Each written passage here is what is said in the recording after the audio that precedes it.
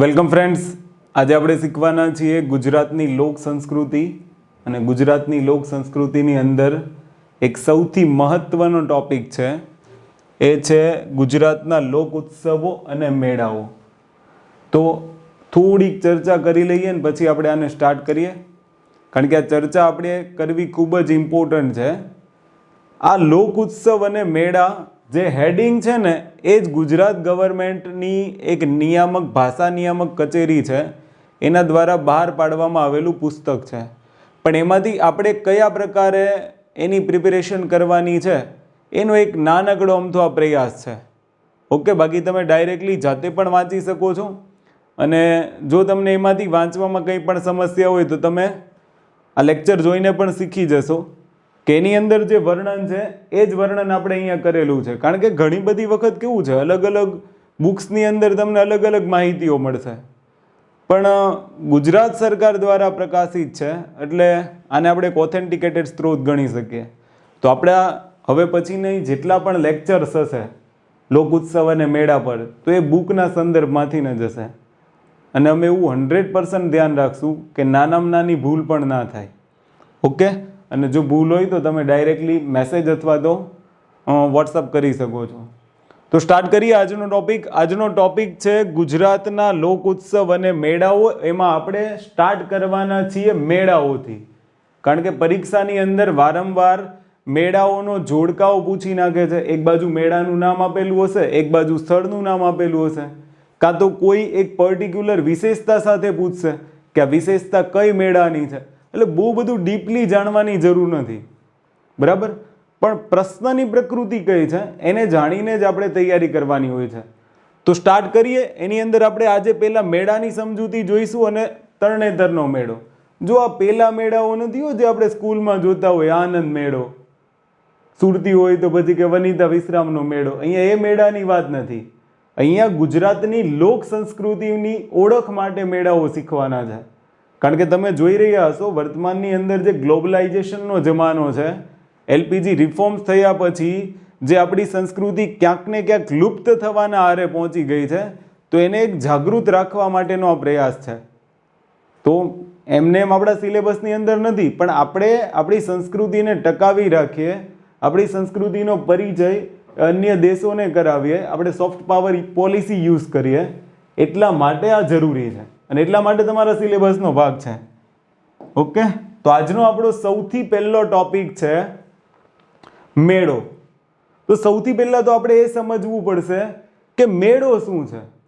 તો સામાન્ય અર્થ તો આપણને ખબર જ હોય છે કે મેળો શું છે, પણ ખરેખર જો મેળાનો અર્થ સમજીએ તો એમ કહેવાય કે ધાર્મિક, સાંસ્કૃતિક અને માનવ હૃદય, આ ત્રણ વસ્તુઓ જ્યાં ભેગી થતી હશે, આ ત્રણ પરિબળો, ત્રણ ઘટકો જ્યાં જોવા મળે એક સાથે, એને કહેવાય મેળો.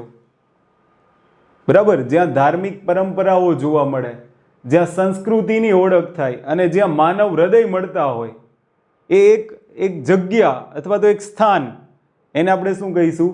મેળો. આમ તો આપણે સામાન્ય અર્થો તો ઘણા બધા યુઝ કરતા હોઈએ છીએ, જેમ કે હળવું મળવું, એને પણ આપણે મેળો કહીશું. કોઈ એક એવું પ્લેસ કે જ્યાં બધા એક સાથે ભેગા થઈને મેળાવડો જમાવે, તો એની માટે પણ આપણે કયો શબ્દ વાપરીએ છીએ? મેળો. જો કે એક સંસ્કૃત શબ્દ પરથી ઉતરી આવેલ છે, પણ એ ડિટેલ એટલી બધી કામની નથી. પણ ક્યાંક કેવું છે, ઘણી વખત બાય ચાન્સ મેન્સની અંદર પૂછી નાખશે કે મેળાઓના સંદર્ભમાં તાર્કિક વિચારો આપો. બરાબર, તો તમારે લખવું પડશે, કારણ કે કોઈ પણ સવાલ મેન્સમાં આવી શકે છે. ઓકે, તો અહીંયા તો આપણે પ્રિલિમ્સ લેવલથી ટ્રાય કરીએ, પણ જો બેઝિક થોડું નોલેજ હોય ને ગમે ત્યારે કોઈ પણ શબ્દ ઉપર 200 શબ્દ લખવાના થાય ને તો આવડતા હોવા જોઈએ.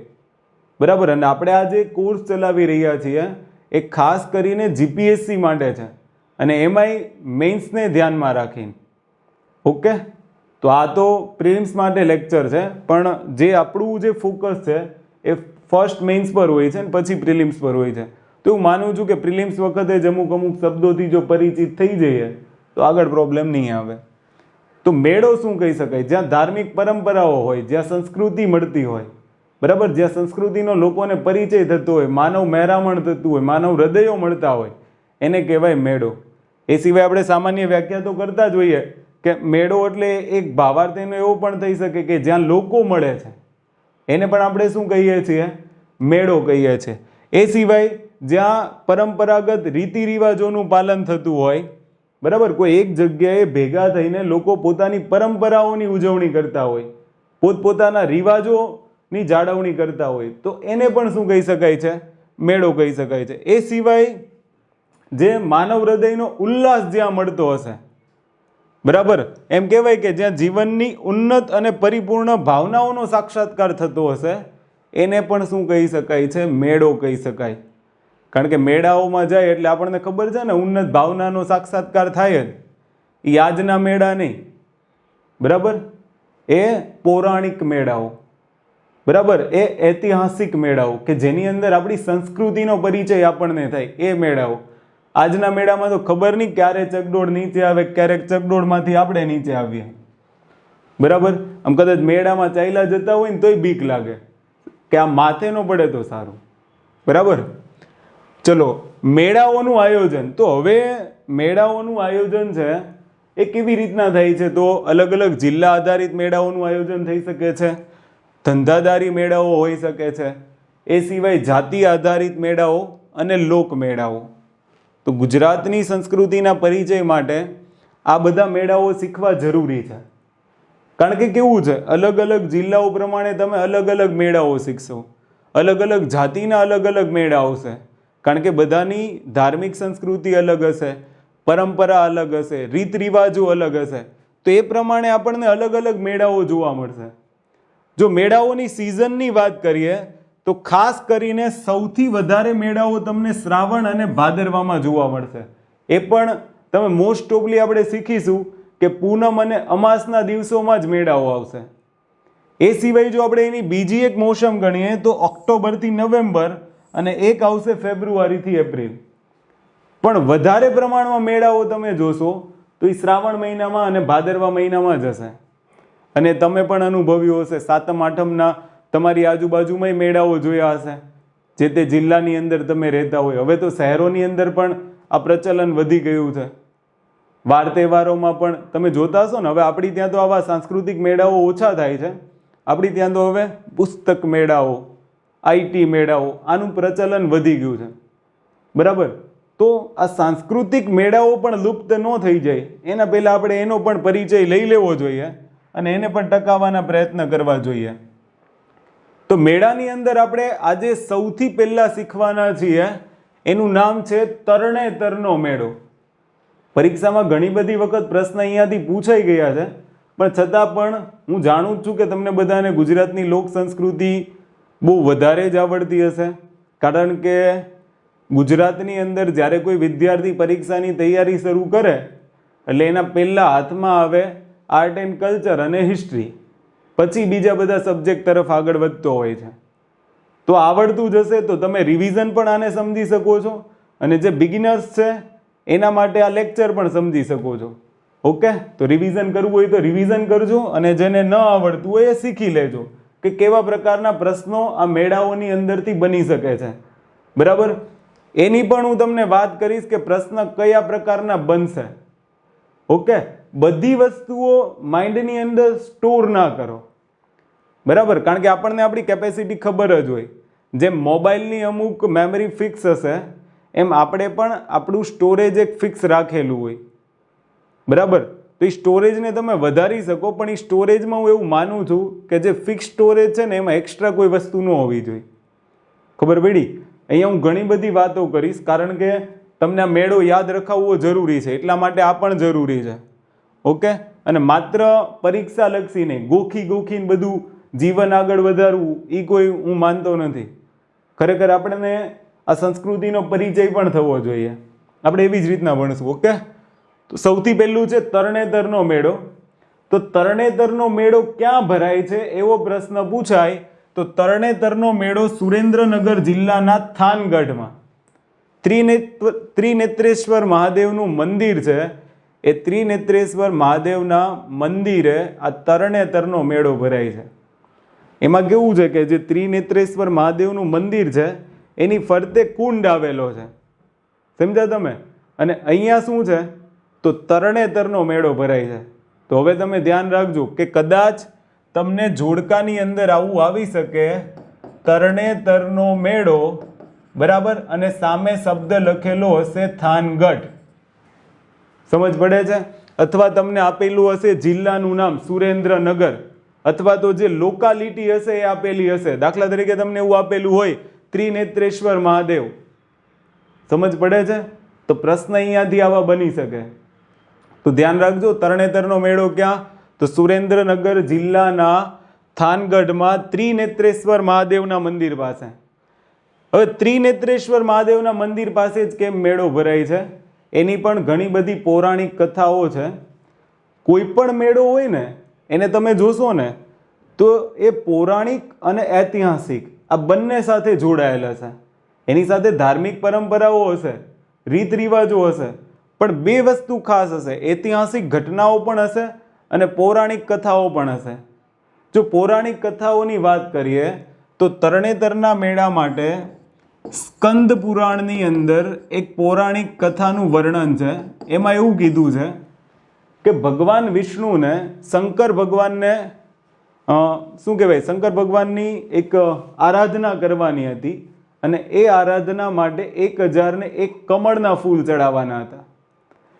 હવે સંજોગો એવા ઊભા થાય છે કે 1000 કમળના ફૂલ ચડાવી શકે છે પણ છેલ્લું કમળનું ફૂલ ઘટે તો ત્યાં વિષ્ણુ ભગવાન તો અડગ, એ ઊભા નહીં થાય. તો વિષ્ણુ ભગવાન શું કરે છે કે પોતાની આંખ કાઢીને ચડાવી દેશે અને એ આંખ શંકર ભગવાન પોતાના મસ્તક પર લગાવી લેશે. એટલે એમ કહેવાય ત્રિનેત્રેશ્વર. બરાબર, બે આંખ તો મને હોય, તમને હોય ને ભગવાનને હશે, પણ વિષ્ણુ ભગવાને જે ત્રીજી આંખ સમર્પણ કરી દીધી એનાથી શંકર ભગવાન ત્રિનેત્રેશ્વર બને છે. અને પછી જ ત્રિનેત્રેશ્વરનું અપભ્રંશ થઈને 3 આંખ એટલે તરણેતર, એટલે આને શેના તરીકે ઓળખાય છે? તરણેતરનો મેળો. તો આ સ્કંદ પુરાણની અંદર એક પૌરાણિક કથા છે. એ સિવાય એક દંતકથા એવી પણ છે કે ત્રિનેત્રેશ્વર મહાદેવ મંદિરની આજુબાજુ જે કુંડ આવેલો છે એવું માનવામાં આવે છે કે એ સમયમાં ત્યાંના લોકો ગરીબ હશે અને એ ગરીબો માટે ગંગા હરિદ્વાર સુધી પહોંચવું ખૂબ જ મુશ્કેલ હતું. તો ત્યાં 5 ઋષિઓએ તપસ્યા કરીને ગંગાજીને ખુદ ત્યાં પ્રગટ થવા માટે મજબૂર કરી દેવામાં આવે, મતલબમાં એની ઉપાસના કરવામાં આવે. બરાબર, કે જેનાથી જે પોતાના પિતૃકર્મની ક્રિયાઓ હોય એ એક કુંડમાં જ કરી શકે. તો એક દંતકથા આવી પણ જોડાયેલી છે અને એ તમને મેળાની અંદર જોવા મળશે. કારણ કે મેળાની અંદર જે કુંડ છે ને ત્યાં નાહવાનું મહાત્મ્ય છે, એનું પાછળનું રીઝન જ આ છે. બરાબર, તો મોસ્ટ ઓફલી જે મેળાઓ હોય છે એ કોઈ દંતકથા અથવા તો પૌરાણિક કથાઓ સાથે સંકળાયેલા હોય, પણ આપણે આને યાદ નથી રાખવાનું. બરાબર, કારણ કે મારું એવું માનવું છે કે આટલું બધું તો લેવલ કોઈ પરીક્ષા ડાઉન નહીં કરે. ક્યાંથી ફેક્ચ્યુઅલ ક્વેશ્ચન આવશે એને આપણે જોઈશું.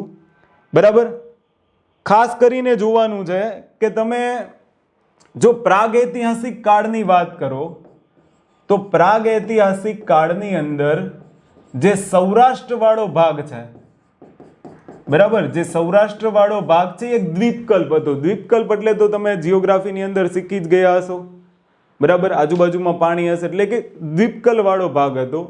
અને એ જે દ્વીપકલ્પ વાળો ભાગ છે એ શેના તરીકે ઓળખાય છે? પાંચાળ તરીકે ઓળખાય છે. આની સાથે પણ ઐતિહાસિક ઘટનાઓ જોડાયેલી છે. દ્રુપદ રાજાનું આ શાસન સ્થળ હતું એમ પણ કહી શકાય, જ્યાં દ્રૌપદીના શું કહેવાય અર્જુન સાથે વિવાહ થાય છે. એ સિવાય ત્રિનેત્રેશ્વર મહાદેવના મંદિર સાથે ઘણી બધી બીજી પણ દંતકથાઓ છે. અર્જુનની એક દંતકથા છે મત્સ્યવાળી, તમને બધાને ખબર હશે, માછલીની આંખ વીંધવાની હોય ને પછી એના વિવાહ થાય છે. તો એ પણ એક દંતકથા જોડાયેલી છે, પણ આપણે એમાં નહીં પડીએ કારણ કે પછી ઓવરડોઝ થઈ જશે.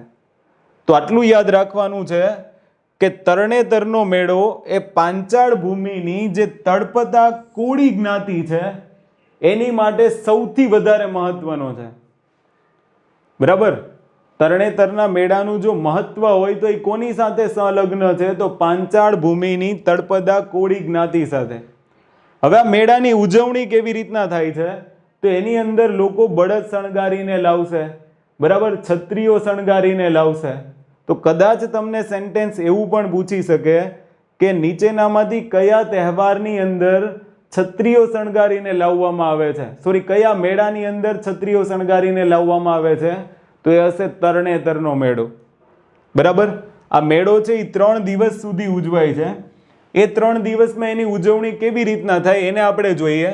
તો ખાસ ધ્યાન રાખજો, આ મેળાની શરૂઆત થાય છે ભાદરવા સુદ ત્રીજના દિવસે. બરાબર. ત્રિદિવસીય મેળો હોય અને મેં હમણાં તમને કીધું કે મોટા ભાગના મેળાઓ શ્રાવણ મહિના અને ભાદરવા મહિનામાં જ આવશે. અને અહીંયા તરણેતરનો જે મેળો છે એની શરૂઆત થાય છે ભાદરવા સુદ ત્રીજના દિવસે. બરાબર. એમાં જે ત્રિનેત્રેશ્વર મહાદેવ છે તો વહેલી સવારે ત્રિનેત્રેશ્વર મહાદેવના મંદિરે આરતી થશે અને આરતીથી આ મેળાની શરૂઆત થશે. બીજા દિવસે એની અંદર રાસ, ગરબા, હુડા રાસ, ટીટોળો રાસ, બરાબર, એનાથી આખો એનો આનંદ ઉત્સવ ઉજવવામાં આવશે. મેળાનો આખો માહોલ છે એ આ રાસ ગરબાથી હશે. અલગ અલગ સંગીતનો પણ આની અંદર ઉપયોગ કરવામાં આવશે. એ સિવાય ત્રીજો દિવસ હોય છે ઋષિ પાંચમ. તો યાદ રાખજો, તરણેતરનો મેળો ભાદરવા સુદ ત્રીજ, ચોથ અને પાંચમ. તો ત્રીજની અંદર આની શરૂઆત થઈ છે સવારે ભગવાન શિવની આરતી કરીને. ઘણી બધી જગ્યાએ તમને અલગ અલગ જોવા મળશે, પણ આ એક ઓથેન્ટિકેટ સ્ત્રોતની અંદરથી આ લીધેલું છે, એટલે ખાસ ધ્યાન રાખજો. ઓકે. તો પાંચમના દિવસે શું થાય? તો પાંચમના દિવસે પણ વહેલી સવારે ગંગા અવતરણની આરતી થાય, જે પેલા 5 ઋષિઓની દંતકથા સાથે જોડાયેલું છે. ત્યાર પછી જે પાળિયાદના મહંત હોય એ 52 ગજની ધજા છે એ આ ત્રિનેત્રેશ્વર મહાદેવ ઉપર ચડાવશે. ત્યાર પછી મંદિરની 3 દિશામાં કુંડ આવેલા છે, તો એ 3ય દિશાની અંદર જે કુંડ છે ત્યાં નાહવાનું પણ મહાત્મય છે. બરાબર. ત્યાં નાહવાનું માતમ છે. એ સિવાય મેળામાં ઋષિ પાંચમના દિવસે સાંજે ગંગા આરતી થશે અને ગંગા આરતી કરીને વિદાય અને પછી મેળો સમાપ્ત થશે. પણ એમ કહેવાય છે કે મેળો જેવો પૂરો થાય એટલે તરત જ જે તળપદા કોળી જ્ઞાતિ છે એ બીજે દિવસથી જ નવા તરણેતરના મેળાની શરૂઆત કરી દેશે. એટલે જે તળપદા કોળી જ્ઞાતિ, એ સિવાય ઘણી બધી જ્ઞાતિઓ આમાં ભાગ લે છે, પણ ખાસ જો આપણે આ પુસ્તકના સંદર્ભમાં જોઈએ તો તળપદા કોળી જ્ઞાતિ માટે આનું તરણેતરના મેળાનું સૌથી વધારે મહત્વ છે. બરાબર. એ સિવાય પણ મેળાની અંદર બીજી પણ ઘણી બધી બાબતો સંકળાયેલી છે. જેમ કે એમ કહેવાય છે કે યુવાન પ્રેમીઓનું પણ આ મિલન સ્થળ ગણાય છે. કારણ કે જે કુંવારા પુરુષો હશે એમને પણ કુંવારી કન્યાઓ પસંદ કરશે. તો એ પુરુષો જ યાદ રાખજો, એની અંદર શણગારેલી છત્રી લઈને જે પુરુષો આવે છે તો એવું માનવામાં આવે છે કે આ બધા કુંવારાઓ હશે. બરાબર. એટલે યુવાન પ્રેમીઓનું પણ મિલન સ્થળ ગણાય, જેને વર્ણાજ્ઞા કહેવાય. આવો શબ્દ એની માટે યુઝ કરવામાં આવે છે, વર્ણાજ્ઞા. તો અહીંયાથી આવા કદાચ શબ્દો તમને એક્ઝામમાં પૂછી શકે, બાકી બહુ સ્ટોર કરવાની જરૂર નથી. ઓકે. તો સમજ પડી ગઈ યુવાન પ્રેમીઓનું મિલન સ્થળ શા માટે. એ સિવાય એની અંદર એક બનેવી બજાર પણ મહત્વની છે કે જ્યાં બનેવીના પૈસે વસ્તુઓ ખરીદવામાં આવે, તો એટલા માટે એને શેના તરીકે ઓળખીએ છીએ? બનેવી બજાર. એ સિવાય ત્યાં ગ્રામીણ રમોત્સવનું પણ આયોજન કરવામાં આવે છે. તરણેતરના મેળા વખતે ગ્રામીણ રમોત્સવનું પણ આયોજન થાય છે, અને આયોજન કોણ કરે છે? Sports authority of Gujarat. બરાબર. એ સિવાય તરણેતરના મેળાનું સૌથી અગત્યનું મહત્વ છે કે ત્યાં પશુ સ્પર્ધાનું પણ પ્રદર્શન યોજવામાં આવે છે. અને ગુજરાત સરકાર છે એ 2008થી પશુ સ્પર્ધાનું પ્રદર્શન યોજી રહી છે. તો કોઈ પણ મેળો હોય ને એને આવી રીતના જોવાનો છે. એનું સ્થળ, બરાબર, એની તારીખ, મતલબમાં એ ક્યારે ભરાય છે મેળો, એની સાથે એની 2-3 વિશેષતાઓ જે સૌથી મહત્વની હોય, જેમ કે આપણે જોયું કે પાંચાળ ભૂમિની તળપદા કોળી જ્ઞાતિ માટે આ સૌથી વધુ મહત્વ ધરાવે છે. એ સિવાય મેળાની અંદર અમુક એવી ખાસ વિશેષતાઓ કે જે એને બીજા મેળાઓ કરતાં અલગ પાડે અથવા તો કોમન મેળાઓ કરતાં અલગ દર્શાવે. તો આ બધી બાબતો તમારે યાદ રાખવાની. જેમ કે અહીંયા એક શબ્દ થઈ જાય વર્ણાજ્ઞા. બરાબર. કોણ વર્ણાજ્ઞા? એટલે જે પેલા કુંવારા પુરુષો જે રંગબેરંગી છત્રીઓ લઈને આવે છે એને પણ વર્ણાજ્ઞા તરીકે ઓળખવામાં આવે છે. બરાબર. બીજા જે સામાન્ય પુરુષો હશે એ લાલ સફેદ કલરની પાઘડી પહેરશે, પણ એટલું બધું તો પછી બહુ ડિટેલ કરવાની જરૂર નથી, પણ આટલું જોઈ લેજો. એ સિવાય ત્યાં બનેવી બજાર પણ ભરાય છે. એ સિવાય આપણે જોયું કે ગ્રામીણ રમોત્સવનું પણ આયોજન થશે.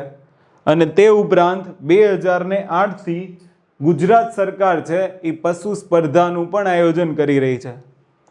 હવે આપણે જોઈએ કે કયા પ્રકારના ક્વેશ્ચન છે એ મેળાઓમાંથી પૂછાય છે.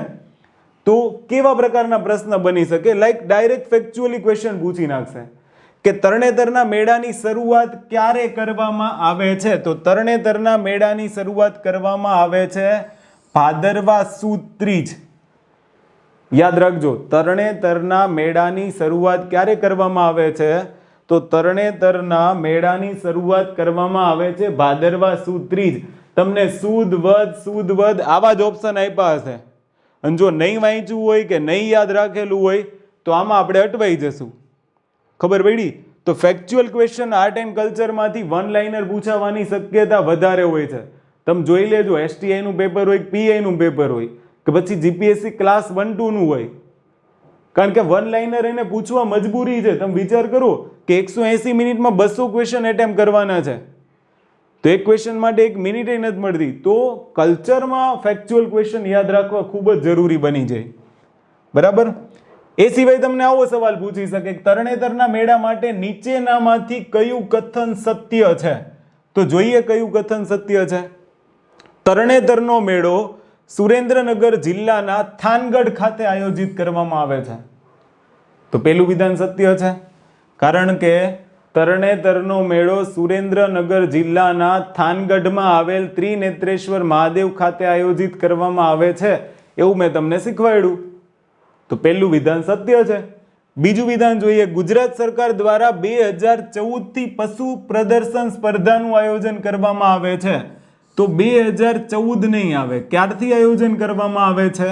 2008. તો પહેલું વિધાન સત્ય અને બીજું વિધાન ખોટું. તો અહીંયા આપણો આન્સર બનશે માત્ર 1. ઓકે?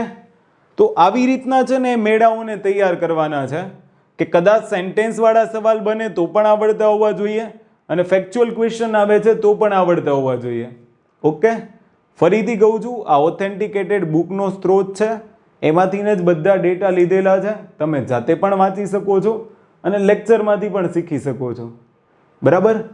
નેક્સ્ટ લેક્ચરની અંદર બીજા મેળાઓ જોઈશું. અને અહીંયા જો તમને કાંઈ પણ પ્રશ્ન હોય તો એપ્લિકેશન થ્રુ ડાયરેક્ટલી મેસેજ કરી શકો છો, અને અન્યથા તમે વોટ્સઅપ પણ કરી શકો છો. ઓકે? તો સેશનને પૂરો કરીએ. જય હિન્દ, જય ભારત.